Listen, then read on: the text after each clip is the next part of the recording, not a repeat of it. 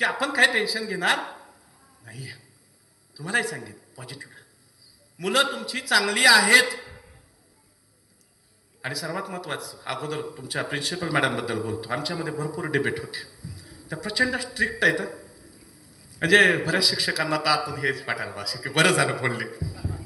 नियमाला सोडत नाहीत, काही होऊ द्या. कॉपी केलेली अजिबात चालत नाहीत विद्यार्थी मित्रांनो. चिटिंग अजिबात चालत नाही. तर हे आत्ताच करायला, असं करायला लागलं तर पुढे काय करतील. त्यामुळं पालकांना सांगेन मी, तुमचा मुलगा चुकीच्या मार्गावर जाणार नाही याची खात्री मी तुम्हाला देतो. आणि आम्ही दोघं क्लासमेट आहेत, कारमध्ये जाताना आम्ही गप्पा मारतो, एवढा डिबेट करतो. मी त्यांना एवढं उचकवतो कधी कधी, काय होतं त्यात एवढं, थोडंसं मुलांनी असं असं केलं तर काय नाही म्हणतात. स्ट्रिक्ट शिक्षकांना पण लूज सोडत नाही. बरोबर ना मॅडम? स्ट्रिक्ट आहेत, वेळ पाळणार, सर्व गोष्टी करणार. आजच मला सांगितलं होतं 10 वाजता लेक्चर 10 मिनिटं अगोदर पोहोचायचं. इमानदारनं 10 मिनिटं लवकर आलो, 30 मिनिटं मला वाट बघायला लागली. त्याचा बदला मी परत घेईन. मग आता आपण आपल्या मूळ मुद्द्यावर येऊयात. पालक, काय वाटतं तुमच्या मुलांनी काय व्हावं असं वाटतं तुम्हाला? चलो मीच बोलतो. किती लोकांना वाटतं आपला मुलगा डॉक्टर व्हावा? इमानदारीने सांगायचं. आणि आजचा मी जे विचारतो त्याची खरी खरी उत्तर द्यायची. बरं, इथं आलेले दोघं कोण आहेत? नवरा बायको दोघं आहेत. असे किती लोक आहेत नवरा बायको आलेले आहेत? हा, 1 2 3 4 5. ओके, ठीक आहे. चलो लक्ष द्या. जे काय विचार खरं उत्तर द्यायची. तुम्हाला तुमच्या आवडत्या माणसाची शपथ आहे. आम्हाला माहित नाही कोण कोणाला आवडतं ते जोडीनं आलेत ते कदाचित तिकडे बघतील हीच माझी आवडते आहे. एकटे आले ते म्हणतील काहीतरी वेगळंच कोणतरी येतं. नाही, सासरा आवडत असतो, सासू आवडत असते, मुलगा आवडत असतो, मुलगी आवडत असते, आई वडील कोणतरी असतं. असं मला म्हणायचंय. तुमच्या मुलांनी काय बनावं असं तुम्हाला वाटतं? जागेवर बरं, चलो डॉक्टर बनावं असं किती लोकांना वाटतं? हात वरती करा. आपल्या मुलांनी एक चांगला डॉक्टर बनावं. इमानदार, आवडत्या माणसाची शपथ आहे तुम्हाला. शिक्षक आहेत त्यांनी हात वर केलं तर चालेल. बरं, इंजिनियर बनावं असं किती लोकांना वाटतं? येस, इमानदार, इमानदार पालक आहेत. पालकामध्ये इमानदार नसेल तर पोरांमध्ये येणार नाहीये, लक्षात घ्या. परत एकदा प्रश्न विचारतो, डॉक्टर बनावं असं किती लोकांना वाटतं? येस, हा, उशिरा जागे झाले इमानदार पालक. ओके. शिक्षक बनावं असं किती लोकांना वाटतं? काय बनायचंय काय? बरं, IPS ऑफिसर बघूयात. हा, IAS ऑफिसर, ते कलेक्टर बनावं. माझी मुलगी मला म्हणते मला कलेक्टर बनायचे. परत म्हणते मी काय कलेक्ट करू? पण एक प्रश्न विचारतो. एक घोडा आहे, एक माकड आहे आणि एक उंट आहे. तिघांमध्ये पळण्याची शर्यत लावली, जिंकणार कोण? मुलांनो, घोडा, माकड आणि उंट तिघांमध्ये पळण्याची शर्यत लावली, जिंकणार कोण? अरे, शर्यत वाळवंटामध्ये होती. आणि जर जंगलात झाडावरती पळायची शर्यत असेल तर तुम्ही कोण आहात? घोडा आहात, माकड आहात की उंट आहात? घोडा कितीही बोलला आयुष्यभर मी वाळवंटामध्ये प्रॅक्टिस करेल आणि एक दिवस त्या उंटाला हरवेल, शक्य आहे का? उंट म्हणेल मी रस्त्यावरती प्रॅक्टिस करणार, दिवस रात्र प्रॅक्टिस करणार, घोड्याला हरवणार, शक्य आहे का? आधी पालकांनो समजून घ्या, आपल्या मुलाचा ब्रेन नक्की कशासाठी बनलेला आहे. घोड्याला रस्त्यावरती कोणी हरवू शकत नाही, उंटाला वाळवंटामध्ये कोणी हरवू शकत नाही आणि माकडाला झाडावरती कोणी हरवू शकत नाही. आज तुम्हाला वाटतं तुमच्या मुलाने डॉक्टर बनावं, तुम्हाला वाटतं इंजिनियर बनावं, पण त्याचा मेंदू त्यासाठी बनलेला आहे का? आज जे बदललेल्या पालकांच्या समोरची जी आव्हानं आहेत ती ही आहेत. पहिलं होतं 5 एकर विकेल पण पोराला डॉक्टरच बनवेल. आज सरांनी सांगितलं एकट्या नगर जिल्ह्यामधून पुढच्या वर्षीपासून प्रत्येक वर्षी 1300 डॉक्टर बाहेर पडणार आहेत. एवढ्या डॉक्टरांना जायचं कुठे? फक्त नगर जिल्ह्यामधून ना? येस. कारण मी त्यांना आता सांगत होतो की आपल्याला आता BNYS साठी परमिशन घ्या, मेडिकल क्षेत्रामध्ये या, नवीन कोर्सेस चालू करा, मेडिकल कॉलेज घ्या, इन्फ्रा तुमच्याकडे चांगला आहे. होतोय 60 मुलांची बॅच असते, तेवढं आपल्याकडे तुम्हाला आहेत. मग डॉक्टर कशासाठी बनवायचं? पहिले बोलायचे आजोबा आपल्या घरामध्ये एकतर वकील पाहिजे, 1 एकर एकाची वेळ आली तरी चालेल पण वकील बनवणार. आज आम्ही म्हणतो बदलत्या काळाची आव्हानं. तुमच्या पोरामध्ये वकील बनण्याची क्षमता आहे का? तुमच्या पोरामध्ये डॉक्टर बनण्याची क्षमता आहे का? त्याचा मेंदू त्यासाठी बनलेला आहे का? कित्येक इंजिनिअरिंगची मुलं अशी आहेत की जे फर्स्ट इयर ऍडमिशन जोशमध्ये घेतात पण लास्ट इयरला म्हणतात माझं मन लागत नाहीये. मग तुम्ही त्या मुलांच्या जीवनामध्ये करताय काय? आज वेगवेगळ्या टेस्ट असतात. DMIT सारखी टेस्ट आहे, तुमचा IQ टेस्ट आहे, तुमच्या EQ टेस्ट आहेत. याचा तुम्ही कधी विचार केला? त्या मुलाची क्षमता आहे का? मला तिथं जायचंय का? नाही आमच्या वेळेस आमच्या पप्पाने शिकवलं नाही म्हणून आम्हाला यांना शिकवायचे. असं करू नका. त्या मुलाचा मेंदू नक्की कशासाठी बनलेला आहे ते समजून घ्या आणि त्यानुसार त्याला त्या क्षेत्रामध्ये पाठवा. नक्षत्र काय होईल सांगू? एक गोष्ट सांगू सर्वांना. चलो, गोष्ट आपल्या तालुक्यातली आहे. 3 मुलं आहेत. एक आपल्या वडशिंग्याचा होता, शरद कुंभार. वडशिंग्याचा आहे का कोणी इथं? नाव पण माहित नसेल लोकांना, बऱ्याच लोकांना. शरद कुंभार माहित आहे. दुसरा तांदवडी गाव, सुशेन गवळी. 2 मुलं. सर 12वी मध्ये 3 वर्ष एक मुलगा राहिला होता, 2 वर्ष एक दुसरा मुलगा राहिला होता. गॅप घेऊन अभ्यास केला, प्रचंड अभ्यास केला. त्यावेळेस 99% 98% मार्क त्यांनी मिळवले होते. खरं तर 2001चा काळ आहे. शरद कुंभार MBBS साठी पुण्यामध्ये गव्हर्नमेंटला नंबर लागला. MBBS करत होता सर. पहिल्याच महिन्यामध्ये त्याच्यावरती रॅगिंग झालं. प्रचंड खचला. त्याने कॉलेज ट्रान्सफर करून घेतलं. तिसऱ्या मुलाबद्दल मी आणखी सांगितलं नाही, थोड्या वेळाने सांगेल. मिरज या ठिकाणी गेला. तिथेही मन रमलं नाही, कारण त्या मुलाच्या मनावरती आघात झाले होते. रॅगिंग माहिती आहे ना? रॅगिंग आपल्यापेक्षा मोठी मुलं छोट्या मुलांना त्रास देतात. बाळांनो लक्षात ठेवा, जर पुढे तुम्ही कुठे गेलात आणि अशा जर काही घटना घडत असते तर सर्वात अगोदर आपल्या आई वडिलांना सांगा. तो किती मोठ्या बापाचा लेकरू असू द्या, तो ज्याने तुमच्यावर अन्याय केलाय त्याची वाट लावायला तुमचे आई वडील खंबीर आहेत, पण मनामध्ये काही ठेवू नका. शाळेमध्ये काही घटना घडत असते तुमच्या प्रिन्सिपलला सांगा. यस, तो रॅगिंग झाला त्याच्यावरती. तो मिरजमध्ये गेला. मिरजमध्येही त्याच्या मनामध्ये ते विचार सुरू होते. आणि मी त्यावेळेस तिथे मिरजमध्ये होतो, मी पाहिलं होतं. तो माझ्याकडे यायचा. अनेक दिवस तो मिरजमधून गायब झाला. तो इथं माड्यामध्ये आला. कुर्डवाडीमध्ये त्यांनी कोचिंग क्लास चालू केले सर, कारण त्याला तिथं मन लागत नव्हतं. 1 वर्षानंतर तो कॉलेजमध्ये गेला आणि बोलला की मला MBBS करायचं नाही, माझे डॉक्युमेंट्स मला परत द्या. आणि त्या काळामध्ये जेव्हा 3,000 रुपये तोळा सोनं होतं, त्यावेळेस त्या कॉलेजने 1 लाख रुपये त्या मुलाला मागितले. आमचं 4 वर्षाचं नुकसान होते, तू आम्हाला पैसे दे, तुझे डॉक्युमेंट घेऊन जा. कुंभाराचा मुलगा, गावामध्ये मडके बनवण्याचं काम, त्या माळवदाच्या घरामध्ये राहणारा तो. पैसे नव्हते, त्याने क्लास चालू केला, पण त्याच्या डोक्यामध्ये काहीतरी विचार होते. मित्रांनो लक्षात घ्या, पालक वर्ग, तुमच्यासाठी महत्वाची गोष्ट आहे. काहीतरी विचार त्याच्या मनामध्ये चालले होते आणि त्या विचारामध्ये एक दिवस त्याने कुर्डवाडीमध्ये ज्या क्लासमध्ये तो शिकवत होता त्याच क्लासमध्ये गळफास घेऊन आत्महत्या केली. शरद कुंभार आपल्या जवळच उतार नाही. दुसरा मुलगा सुशेन गवळी, तांदोडी गावचा, छान मार्क 98% होते. इंजिनिअरिंगसाठी पुण्यामध्ये गेला. इंजिनिअरिंग कंप्लीट केलं. मास्टरसाठी पुढे जायचं होतं. घराकडे आला, आई वडिलांना बोलला मला आणखीन पैसा पाहिजे, मला पुढे शिकायचं. आई वडील बोलले आता पैसे नाहीत, तू नोकरी कर, पैसा कमव, त्यानंतर पुढे शिक. कारण जमीन विकली होती, त्याच्या शिक्षणासाठी काही थोडीफार होती, त्याचा लहान भाऊ होता, त्याच्यासाठी काही ठेवायचं होतं, सो आपण आता विकू शकत नाही. तो मुलगा इथून पुण्यामध्ये गेला. त्याच्याही मनामध्ये काहीतरी विचार निर्माण झाला आणि त्या मुलाने तिथे गळफास घेऊन आत्महत्या केली. बदललेल्या काळातील आव्हानं, 2001ची गोष्ट सांगतोय. आता तर यापेक्षाही जास्त सेन्सिटिव्ह झालेले आहेत मुलं. आज ना मुलांना मारू शकतो, ना मुलं पालकांना उलट बोलू शकतात, आणि शिक्षक मारू शकतात. कायदा. तिसरा मुलगा ह्या दोघांबरोबर असायचा, जेमतेम 60-65% मार्क मिळवणारा. फक्त हा मुलगा त्यांच्याबरोबर का राहायचा? कारण ते सारखा अभ्यासाचा विषय काढायचे आणि त्यामुळे याच्या कानावर काहीतरी पडायचं, सहजासहजी त्याच्या लक्षात राहायचं. आणि ते दोघं याच्याबरोबर का राहायचे? तर हा कॉलेजमधला एकदम टपोरी पोरक होता. याच्याबरोबर ते दोघं असतील तर यांना त्रास होत नव्हता, कुणी त्यांना त्रास देत नव्हतं, म्हणून ते त्याच्याबरोबर असायचे. झाले 60-65% मार्क मिळाले. डी फार्मसी केलं.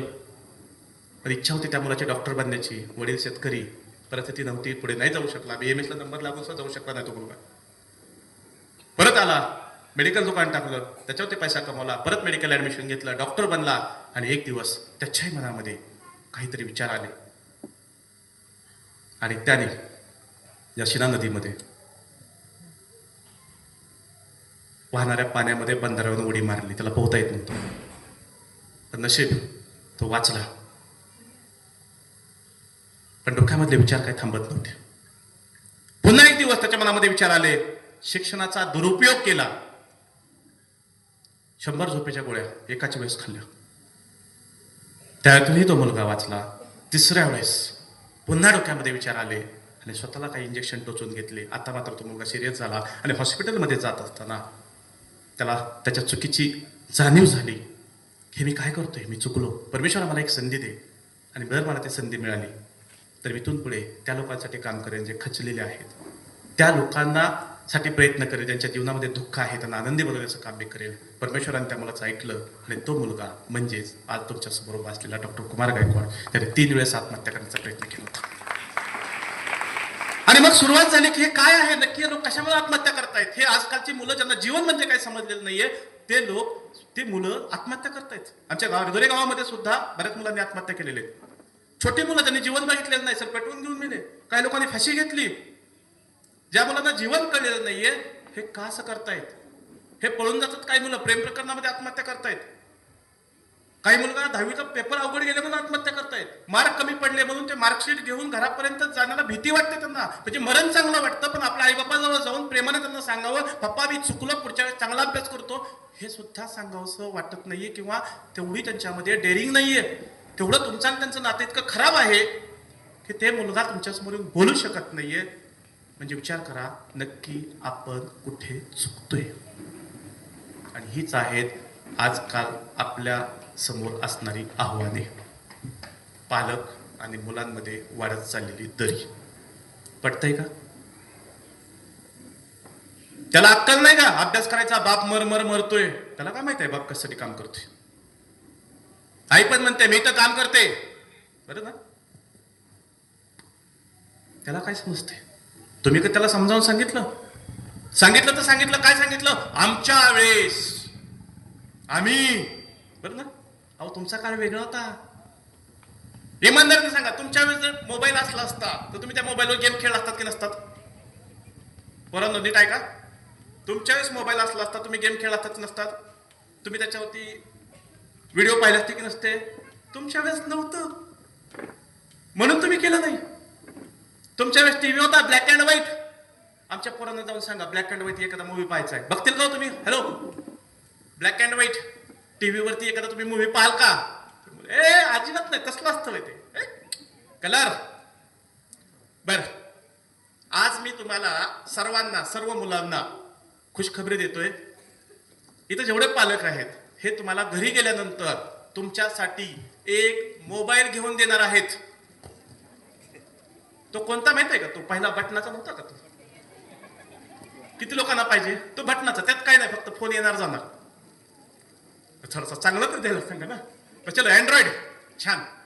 किती लोकांना पाहिजे? इमानदारीने सांगायचं, आवडत्या माणसं शपथ आहे. किती लोकांना? इमानदारीने चलो. किती लोकांना पाहिजे? हात वर. हा, हे इमानदार पोर आहेत. चलो इमानदारीने चलो. बघा तुमचा आवडता मित्र मैत्रीण खोटं बोललात ना, जाताना बातमी येईल त्याला काहीतरी झालं, हार्ट अटॅक आला, काहीतरी झालंय. खरं खरं सांगायचं. एवढ्या पोरांना पाहिजे. हात खाली बघा. चाललंय काय? तुमच्या तुम्हाला काय पाहिजे होता? एक बॉल. बॉल नसेल तर कशाने खेळत होतो आपण? टंबराळ असायचं ते. लीना नावाची काही इला नावाची आपली काहीतरी ही असायची, निळीची डब्बी असायची, त्याच्यावरती खेळायचो आपण. आज ह्या पोरांना ते द्या बरं. पप्पा समजते का नाही मी तुम्हाला? इंग्लिश मिडियमला मी जाते आणि तुम्ही मला तो डब्बा देताय? एक्सपेक्टेशन कोणी वाढवून ठेवलेत?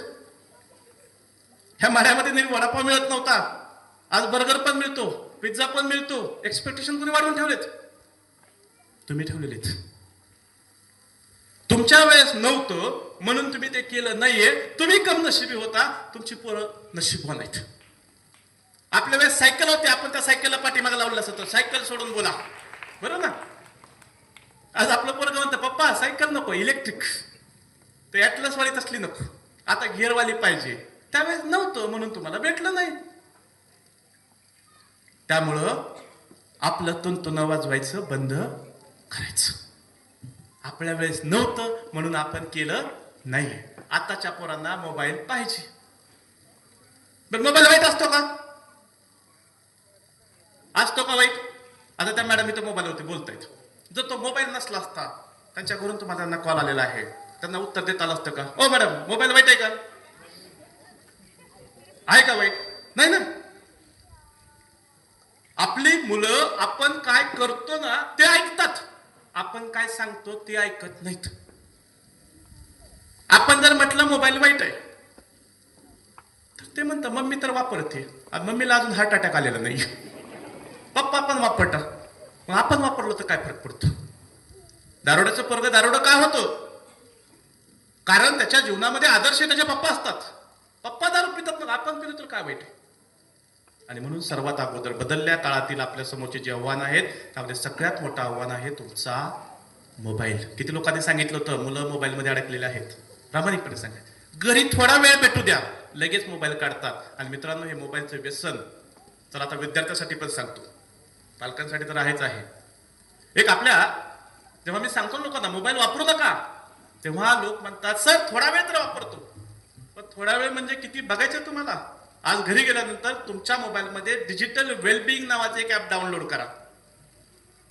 ते ऍप डाउनलोड केल्यानंतर ते सांगतं की तुम्ही दिवसभरामध्ये तुमचा मोबाईल किती वापरला. तुम्ही आज व्हॉट्सअपवरती किती वेळ होतात, फेसबुकवरती किती होतात, युट्यूबवरती किती होतात, इंस्टाग्रामवरती किती होतात.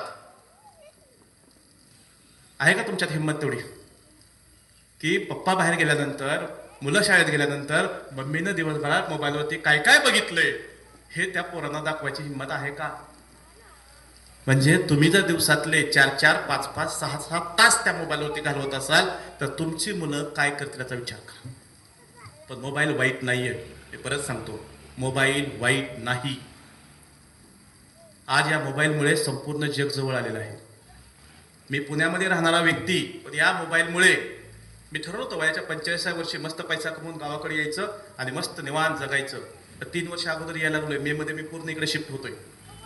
कारण या मोबाईलमुळे माझ्या पुण्यातला बिझनेस पूर्णपणे ऑनलाईन झाला. आज इथं आम्ही बसून फॉरेनर क्लायंट्स झूमच्या माध्यमातून आम्ही करतोय. मग आम्हाला मोबाईल पाहिजे की नको? हे चांगलं आहे, फक्त तो किती वापरायचा आणि किती नाहीये याच्यावरती कंट्रोल असणं गरजेचं आहे. आता मुलांनी वापरू नये असं तुम्हाला वाटत असेल तर सर्वात अगोदर पालकांनी स्वतःवरती कंट्रोल ठेवणं गरजेचं आहे. प्रत्येक ठिकाणी हा मोबाईल घेऊन जायचं नाही. टॉयलेटमध्ये सुद्धा जातात लोक, काय करतात माहित नाही. पूर्वीचे लोक म्हणायचे ते तंबाखू खाल्ल्याशिवाय पोट साफ होत नाही. आजकालचे लोक काय म्हणतात, मोबाईल असल्याशिवाय. पोरं पण तेच करतात. कॉन्स्टिपेशन, पोटाचे आजार, वाढलेलं वजन, हे सगळे कारणीभूत कशासाठी आहेत? फक्त तो मोबाईल, एक पिल्लू तुम्ही सोबत घेऊन जाता त्याच्यासाठी. त्याच्यामुळे हे सगळे आजार आहेत तुमच्यामध्ये. मोबाईल बाजूला ठेवा, मोबाईल सायलेंट ठेवा. 2016 पासून माझा मोबाईल रिंग झालेला नाहीये, सायलेंट. काय होईल? एखाद्याचा कॉल आला तुम्ही तो रिसिव्ह नाही केला, काय होईल? तो थोड्या वेळाने करेल. पूर्वी एक लँडलाईन होतं ना घरामध्ये. बरं, अर्जंट आपल्याला मोदीजींचा कॉल येणार आहे का? अर्जंट आपल्याला पवार फॅमिलीमधून कॉल येणार आहेत का? दादांच्या नंतर कुणीतरी त्या गादीवरती बसणारा पाहिजे, सो तुम्ही येता का तिथे? येणार आहे का? एवढं का अर्जंट आहे?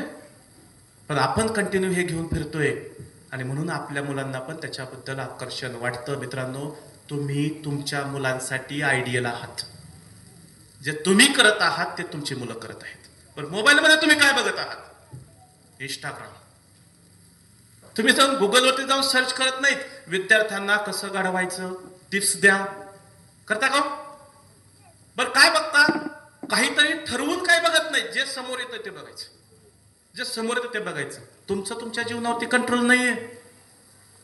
आपण मुलांना शिकवतो. आणि मित्रांनो, लक्षात घ्या, मोबाईल ऍडिक्शन काय किती वाईट आहे. मॅडम बसून घ्या, काही करणार नाहीत मुलं. मुलांना आम्ही मोबाईल देणार आता. मुलांना सगळ्यांना मोबाईल द्यायचे आपल्याला. पण हे देत असताना त्यांच्यावरती काय त्यांना जाणीव करून द्यायची हे फार महत्वाचं आहे. मित्रांनो, अरे तुमच्या जुन्या प्रिन्सिपल आलेले दिसत आहेत.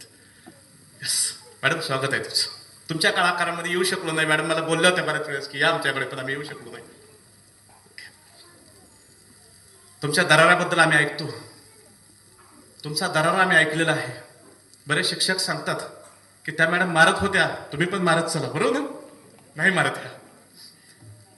चांगले तुमची कारकीर्द, तुमच्या कार्याबद्दल आम्ही ऐकलं, फार छान वाटलं. यस, आपण कुठे तो मोबाईल. आज ह्या मोबाईल बदललेली आव्हानं, मी जास्त काय बोलणार नाही, एकाच विषयावरती जास्त बोलतो. हा मोबाईल, हाच मोबाईल तुम्हाला जग दाखवणार आहे आणि हाच मोबाईल तुम्हाला जगातून दूर घेऊन जाणार आहे. आणि म्हणून मुलांसाठी सांगेल, आपल्या दारात जर एक कुत्रा आलेला असेल, त्याला खायला पाहिजे, आणि एक बेवडा आलेला असेल तर आपण कुणाला टाकतो?